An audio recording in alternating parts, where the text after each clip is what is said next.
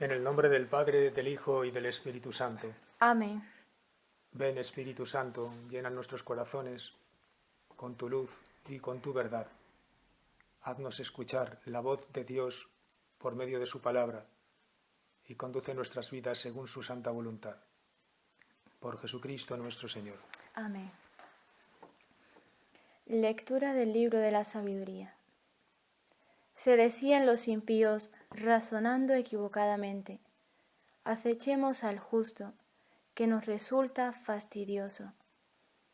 Se opone a nuestro modo de actuar, nos reprocha las faltas contra la ley y nos reprende contra la educación recibida.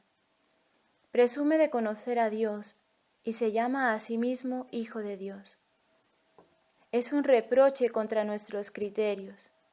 Su sola presencia nos resulta insoportable. Lleva una vida distinta de todos los demás y va por caminos diferentes. Nos considera moneda falsa y nos esquiva como a impuros. Proclama dichoso el destino de los justos y presume de tener por Padre a Dios. Veamos si es verdad lo que dice, comprobando cómo es su muerte. Si el justo es hijo de Dios, Él lo auxiliará y lo librará de las manos de sus enemigos. Lo someteremos a ultrajes y torturas para conocer su temple y comprobar su resistencia. Lo condenaremos a muerte ignominiosa, pues según dice, Dios lo salvará. Así discurren, pero se equivocan, pues lo ciega su maldad. Desconocen los misterios de Dios, no esperan el premio de la santidad, ni creen en la recompensa de una vida intachable. Palabra de Dios. Te alabamos, Señor. El Señor está cerca de los atribulados. El Señor se enfrenta con los malhechores para borrar de la tierra su memoria. Cuando uno grita, el Señor lo escucha y lo libra de sus angustias. El Señor está cerca de los atribulados, salva a los abatidos. Aunque el justo sufra muchos males, de todos lo libra el Señor. Él cuida de todos sus huesos, y ni uno solo se quebrará. El Señor redime a sus siervos, no será castigado quien se acoge a Él.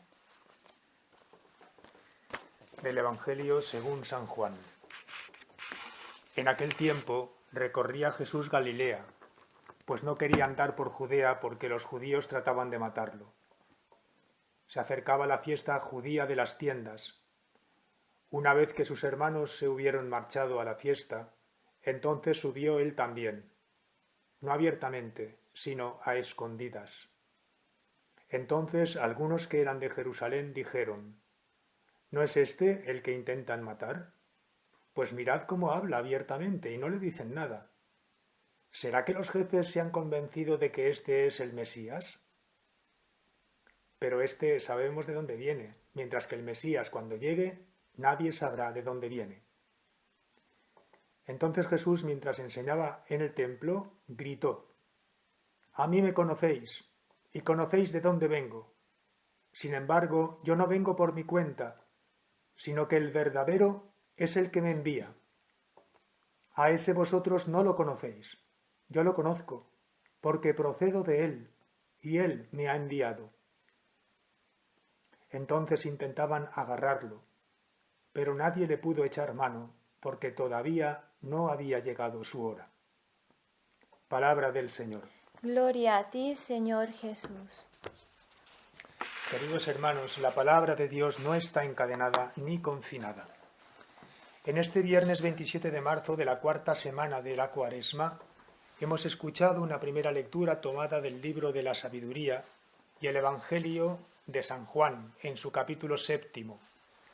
Hoy es viernes. Dentro de 2 semanas justas estaremos, Dios mediante, en Viernes Santo, con los ojos fijos en la cruz del Señor. Este año, si cabe, más que nunca, porque también en estos momentos la humanidad entera está crucificada en el dolor, la enfermedad y la angustia.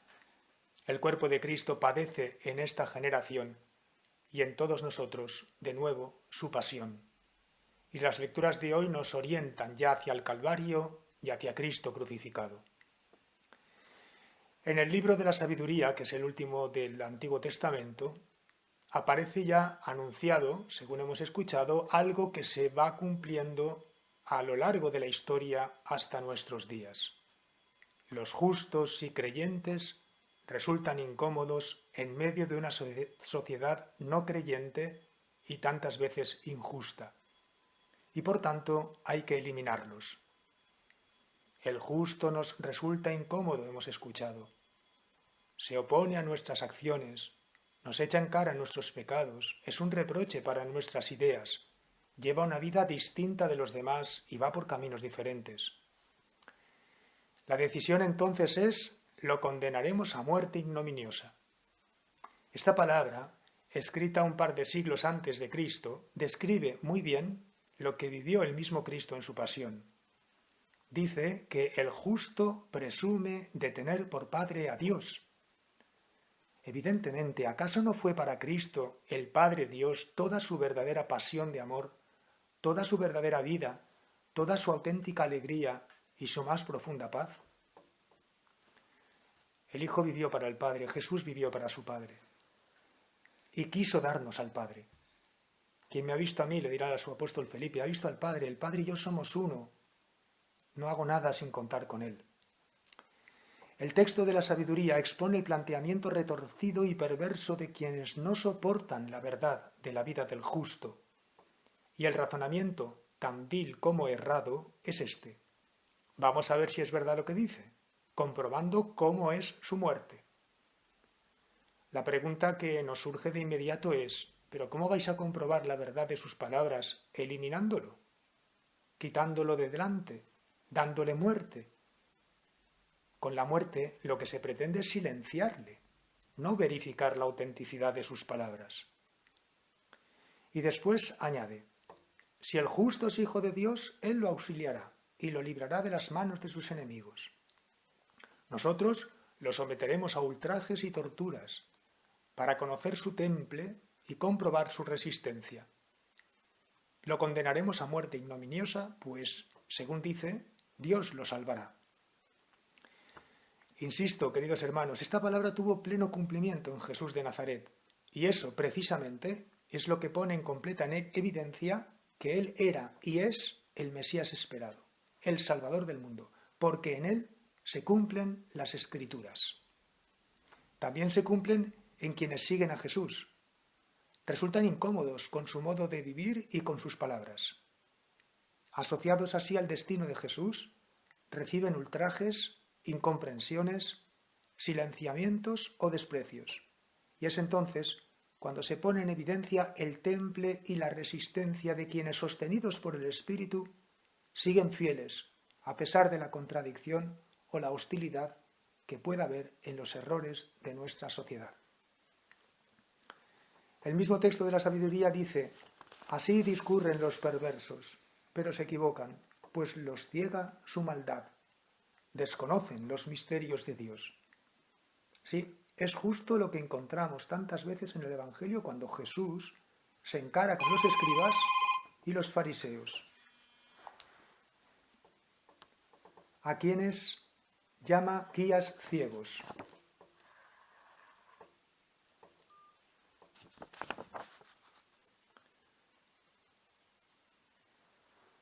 Incluso en el Evangelio de hoy dice Jesús abiertamente: vosotros no conocéis a Dios. Jesús conocía este libro de la sabiduría y escuchó también sus textos en la sinagoga de su pueblo durante los años de su infancia y de su juventud. Ahora ve que estas palabras se cumplen en él y él mismo las pronuncia referidas a quienes no le acogen y dice: los ciega su maldad y desconocen a mi Padre. Que las Escrituras se cumplan es garantía de salvación, además es un gran consuelo. Como muy bien afirma el mismo San Pablo en su carta, Romanos 15:4, el consuelo que dan las Escrituras mantiene en nosotros viva la esperanza de la salvación, dice el apóstol. Esta primera lectura termina diciendo que quienes no acogen al justo ni esperan ni creen, y así es. En ellos reina el escepticismo, no esperan, y el ateísmo, no creen. Y yo me pregunto, queridos hermanos, si no es esta también la lamentable actitud de nuestro mundo, cuando no soporta al creyente, cuando no escucha el Evangelio, cuando no acepta a Dios y cuando considera enemigo aquel que sigue otro camino distinto del que marca lo políticamente correcto, es decir, lo que dicta la mundanidad. Creo que fue el poeta y novelista francés Léon Bloy quien dijo que todo cristiano que por seguir a Cristo y su santo Evangelio vaya contracorriente en este mundo será considerado desertor. Sí, el escepticismo, no esperan, lleva a la indiferencia, y el ateísmo, no creen, conduce a la vana pretensión de construir un mundo sin Dios, y esto se vuelve contra el mismo hombre. El Salmo responsorial, por su parte, nos hace rezar con una oración que consuela el corazón si se hace con fe. El Señor está cerca de los atribulados. Cuánta necesidad tenemos, hermanos, especialmente en estos momentos, de experimentar la cercanía del buen Dios, ahora que hay tanta tribulación, tanto sufrimiento presente y tanta incertidumbre respecto del futuro. Cuando uno grita, el Señor lo escucha, y aunque suframos muchos males, de todos nos libra el Señor, dice el Salmo. Recemos, pues, con el orante del Salmo 33, que nos hará mucho bien, y apaciguaremos nuestros angustiados corazones. A Jesús le sostuvo tantas veces la oración sálmica, como hoy sostiene también a la Iglesia, y a las miles de comunidades monásticas, religiosas y parroquiales del mundo, que a diario cantan la liturgia de las horas. Los salmos son esas flechas de Dios que, tensando el arco de la oración, podemos lanzar contra el maligno y sus instigaciones, sus tentaciones, miedos y angustias. En el Evangelio de hoy, tomado del capítulo 7 de San Juan, se ve claramente cómo poco a poco los judíos van cerrando el cerco sobre Jesús y están, dice, al acecho, actitud propia del maligno, que siempre ronda merodeando al acecho de su presa, para pillarle desprevenida y atacar. Los judíos trataban de matarlo, nos dice San Juan. Jesús es el justo de Dios que resulta incómodo para quienes quieren seguir con sus propias ideas y buscan gobernar sus vidas con sus propios criterios, con una autonomía moral que termina siendo mortífera, porque prescinde por completo de Dios que nos ha creado, que nos conoce, nos ama y sabe qué es lo mejor para nosotros. Es la vieja e inveterada pretensión de la soberbia humana, prescindir de Dios. Por eso se quiere silenciar a Cristo y en los siglos siguientes a sus seguidores. Lo que hoy se nos ha narrado sucede en Jerusalén durante la llamada fiesta de las tiendas o tabernáculos, que es la fiesta del final de la cosecha, fiesta que se prolonga durante 8 días y que es muy concurrida. Cuando Jesús aparece, se suscitan como dos posturas. Por una parte, la de quienes se preguntan, mirad, ¿no es este el que intentan matar? Pues está hablando abiertamente. ¿Será que los jefes se han convencido de que este es el Mesías? O sea que algunos le reconocen, aunque sea con dudas, pero lo reconocen como Mesías, a pesar de la oposición de los jefes. Pero de inmediato aparece la otra actitud con la que se pretende desacreditar a Jesús. No, este sabemos de dónde viene, de Nazaret de Galilea. Pero cuando venga el Mesías nadie sabrá cuál es su procedencia. ¡Qué razón, Dios mío! ¡Qué cerrazón! Precisamente porque el Mesías ha asumido hasta las últimas consecuencias la humanidad encarnándose, su origen humano tiene fecha y domicilio. Es lo propio de la encarnación. Asumir las coordenadas espacio-temporales, pues claro que sabemos de dónde viene, porque se ha encarnado. Y para redimir la historia, Dios mismo en su Hijo Jesús asumió la historia y se hizo carne en un lugar y en un tiempo determinado. Así que el argumento que debía servir para reconocer al Mesías enviado por Dios es el que los impíos esgrimen precisamente para desacreditarlo. ¿Qué pensaban? ¿Que el Mesías debía venir como un Superman de otro planeta e irrumpir de modo mágico y enigmático, pues no. Precisamente para que los hombres lo pudiéramos acoger, Dios mismo se sometió a las leyes de la naturaleza humana, se encarnó en el seno de la Virgen por obra del Espíritu Santo y se hizo hombre. Nació, creció y a su tiempo se manifestó. Pero ya lo dice el mismo evangelista San Juan en el prólogo de su Evangelio: vino a los suyos y los suyos no lo recibieron. Entonces dice el Evangelio que Jesús gritó. No sé si habéis escuchado bien, pero el Evangelio dice que Jesús, en su enseñanza, gritó. Es muy llamativo que Jesús, que siempre enseñaba con serenidad y con calma, y que él mismo es aquel de quien se dice en la profecía que no vociferará por las calles, aquí se pone a gritar. Tal vez Jesús está ya harto de tanta hipocresía, de tanto fariseísmo, de tanta doblez, perversión y maldad, o tal vez lo que quiere es proclamar por todo lo alto la verdad de su ser. ¿Quién es Él? ¿Cuál es su verdadera identidad? Para que quien lo escuche y lo crea se salve. Jesús mismo dirá en el Evangelio: lo que os digo en lo oculto, gritadlo por las azoteas. Pues bien, ha llegado el momento de decir y gritar abiertamente que Jesús es el Hijo de Dios, que es el Mesías y Salvador del mundo, y que viene de Dios y vive sujeto a Dios, porque el Padre y Él son uno. Esto es lo que Él nos ha dicho en el secreto del corazón y lo tenemos que gritar por las calles y por las plazas. Jesús es el Salvador del mundo.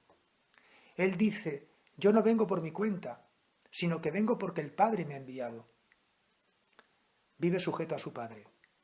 Cada vez que el hombre pretende vivir sin la saludable sujeción a Dios, se queda solo y termina perdido. Desterremos de nosotros toda soberbia autosuficiente y gloriémonos de tener por Padre a Dios y por Señor a Jesucristo, porque en ello está nuestra salvación. Queridos hermanos, yo quiero terminar hoy señalando algo que a mí me ha hecho bien meditar, por si os sirve.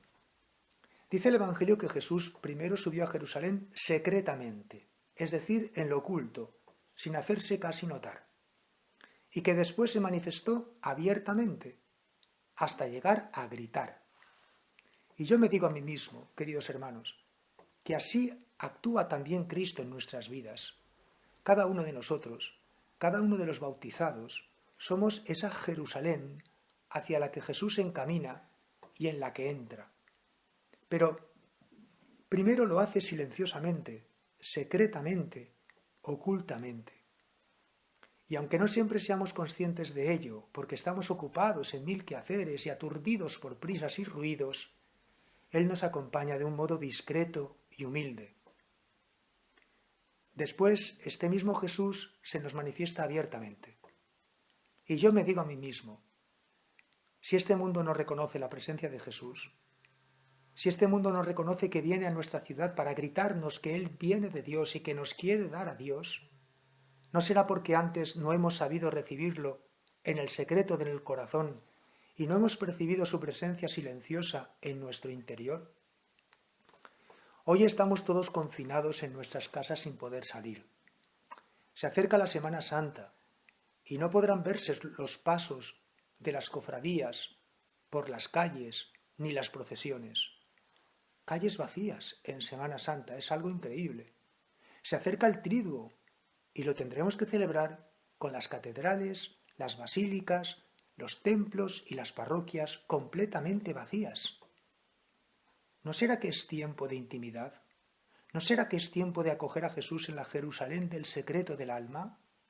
Tiempo de incrementar la vida interior para después, a su tiempo, poder reconocer a Jesús en su palabra y en su manifestación externa, es decir, en los acontecimientos de la historia y en la celebración de la fe.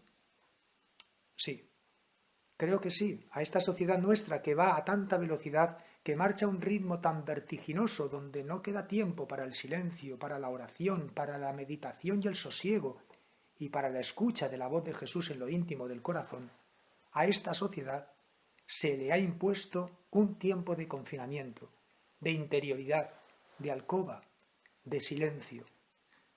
Se le ha impuesto parar. ¿Sabremos aprovechar este momento histórico? No quiero terminar sin agradecer de todo corazón a tantas y tantas buenas personas que, conducidas por la huella que de Dios hay en sus corazones, se movilizan estos días de un modo más que admirable para ofrecer ayuda y auxilio a todos. Nos están llegando tantos testimonios. Son un verdadero ejército de valientes y de buenos samaritanos en quienes, sin duda, Jesús ha entrado y los mueve secretamente para hacer el bien. Queridos hermanos, que Dios os bendiga. Recemos juntos la oración del Papa para que por intercesión de la Virgen seamos todos librados pronto de esta pandemia que nos acecha y asola. Oh María, tú resplandeces siempre en nuestro camino como signo de salvación y de esperanza. Nosotros nos confiamos a ti, salud de los enfermos, que bajo la cruz estuviste asociada al dolor de Jesús, manteniendo firme tu fe. Tú, salvación de todos los pueblos, sabes de qué tenemos necesidad, y estamos seguros que proveerás para que, como en Caná de Galilea, pueda volver la alegría y la fiesta después de este momento de prueba. Ayúdanos, Madre del Divino Amor, a conformarnos a la voluntad del Padre y a hacer lo que nos diga Jesús, quien ha tomado sobre sí nuestros sufrimientos y ha cargado nuestros dolores para conducirnos, a través de la cruz, a la alegría de la resurrección. Bajo tu protección buscamos refugio, Santa Madre de Dios. No desprecies nuestras súplicas, que estamos en la prueba, y libéranos de todo pecado. Oh Virgen gloriosa y bendita. Amén.